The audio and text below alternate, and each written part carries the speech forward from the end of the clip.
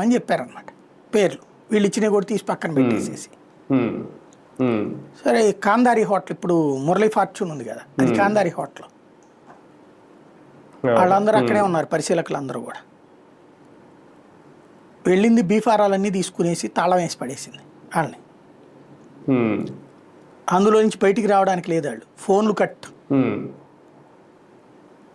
ఆ బీఫారాలు ఆవిడ ఇచ్చేసింది. ఆవిడ నియోజకవర్గానే కాకుండా పక్క నియోజకవర్గాలే కూడా ఆవిడే పనిచేసింది, పంచిపడేసింది అన్ని. ఎవరు వచ్చి దండం పెడితే వాళ్ళకి ఇచ్చేసింది పక్క నియోజకవర్గాలు. ఈవెన్ నమ్ముకున్న వాళ్ళకి ఈవిడ ఇచ్చుకుంది.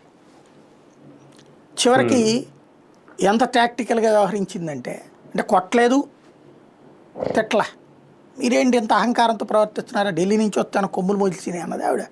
ఇది అవి తీసేసుకుని ఆ తర్వాత ఏం చేసింది, నామినేషన్ల ఉపసంహరణ కూడా పూర్తయిపోయాక ఫైనల్ లిస్ట్ అనౌన్స్ చేస్తారు కదా, అప్పుడు వదిలిపెట్టింది వాళ్ళు. ఏం చేయాలి వాళ్ళు? వాడు ఇంకేం చేయగలుగుతారు ఎవరైనా?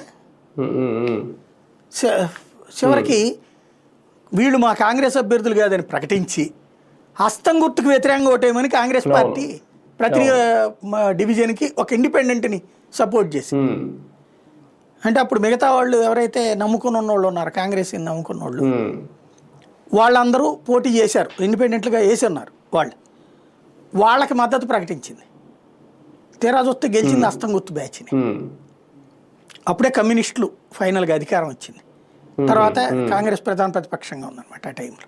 ఓకే, అంటే అంత ఫెరోషియస్ క్యారెక్టర్ అమ్మాయి ఆవిడ, రత్నకుమార్. ఎవరికన్నా ప్రాబ్లం వచ్చిందంటే వెళ్ళిపోద్ది అంతే, అందరు ఎదురుగుండానే చెడుగుడాడేస్తుంది.